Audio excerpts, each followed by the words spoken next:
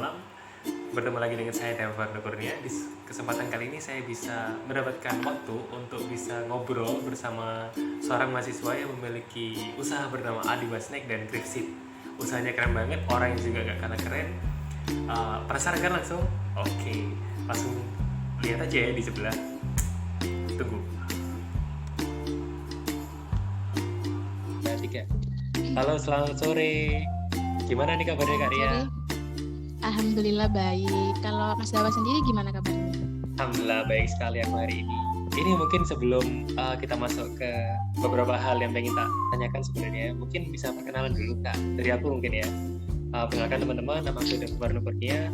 Aku dari kelas BKP kelas seperti itu. Ya itu pokoknya. Dari Kak Ria, monggo. Ya, perkenalkan namaku Siti Komaria, biasa dipanggil Ria. Oke, Karya ya berarti ya. Benar-benar.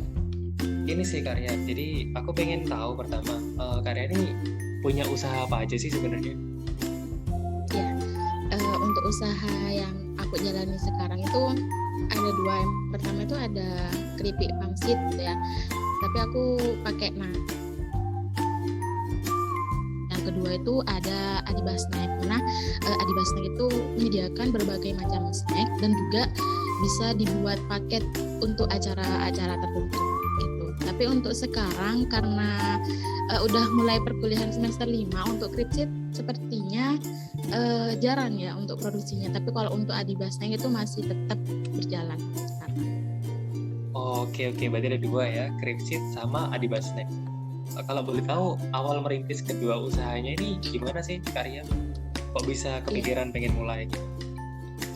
Oke, kalau untuk Gripsit sendiri, karena emang setiap di bulan semester tuh kan aku punya target, aku tuh harus bisa dapetin uang dengan aku tuh kerja gitu, aku bisa menghasilkan uang gitu. Dan aku juga hobi masakan, jadi aku cari tuh sekiranya apa sih yang bisa dijadiin bisnis gitu. Lihat di YouTube ternyata nemu ini keripik pangsit, dan aku juga pernah ngerasain ini waktu SMA, dan itu konsumennya tuh benar-benar suka, termasuk aku sendiri. Jadi aku coba bikin dulu sebelum dijual, dan ternyata itu enak gitu. Dan akhirnya aku mulai kepikiran untuk menjualnya, dan kebetulan didukung banget sama mbakku. Jadi mbakku tuh ngasih ide untuk package itu dengan baik gitu. Jadinya ya lahirlah Gripsit itu. Kalau untuk Adiba Snack karena emang lingkunganku itu mendukung ya, karena rumahku tuh deket banget sama sekolah, sama madrasah gitu. Jadi emang konsumen yang aku sasar tuh udah ada gitu. Dan aku tuh kalau boleh dibilang udah punya pangsa pasar sendiri. Soalnya kan Adiba Snack ini dititipkan di toko ibuku gitu, dan toko ibuku tuh udah ada dari dulu gitu. Sebelum aku lahir pun ibuku udah punya toko ini. Jadi anggapannya tuh aku udah punya pasar nih ini. Jadi aku mengambil peluang itu, jadi aku buka usaha Adiba Snack ini gitu. Oke, keren banget ya. Jadi masing-masing udah ada ininya sendiri, udah ada kayak Adiba Snack, udah pangsa pasar sendiri, dan memang lingkungan yang mendukung. Oh, terus ini sih, aku penasaran sama Gripsitnya juga sebenarnya. Kan awalnya berarti itu bukan suatu produk yang baru gitu kan ya? Kan Kak Arya sendiri kan sudah mencoba. Nah, punyanya, emang kalau boleh tahu nih, dari produknya Kak Arya sendiri, Gripsitnya itu inovasinya di bagian mana sih? Atau ada sesuatu yang menyebabkan itu berbeda dan lebih banyak disukai mungkin daripada yang lain? Iya, kalau untuk keripik sendiri biasanya keripik pangsit itu cuma digoreng dan hanya dikasih bumbu pelengkap gitu ya. Kalau aku itu pakai bumbu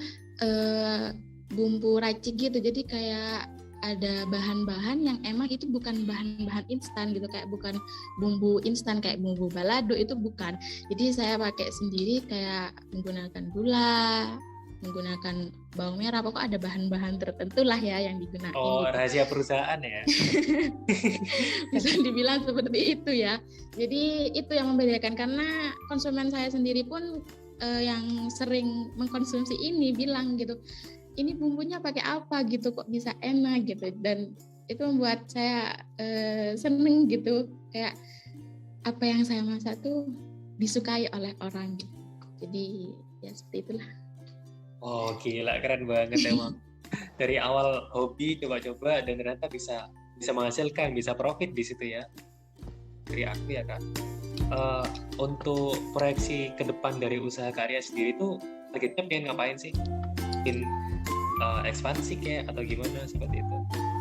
Ya, kalau untuk proyeksi ke depan untuk Adiba Snack ini, aku sih pengennya yang pasti pengen dikembangin lagi ya, dibesarin lagi gitu usahanya. Aku pengen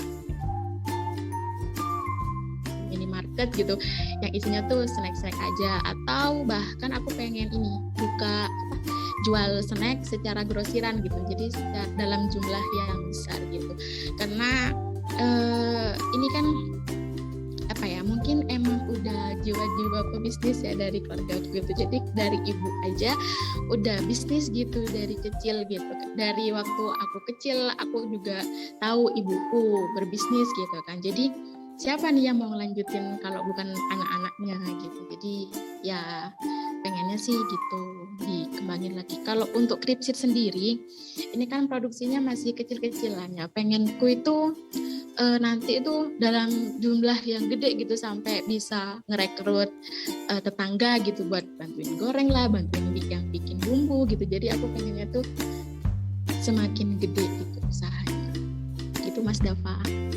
Oke, gila keren banget proyeksi buatnya ke depannya. Emang seseorang yang terlahir di keluarga pebisnis itu mindsetnya pasti beda ya. Keren banget. Sip. Kalau gitu mungkin itu sih sebenarnya beberapa hal yang ingin tak tanyakan. Makasih banyak buat Karya udah nyempatin waktunya juga. Terima kasih banyak buat ilmu yang sudah di-sharingkan. Mungkin ada closing statement dari Karya? Ya sama-sama Mas Dava. Mungkin ini ya buat Mas Dava juga gitu, mungkin buat teman-teman yang lainnya juga. Jangan takut untuk memulai usaha karena kita gak tahu apa yang terjadi ke depannya kalau kita belum mencobanya gitu.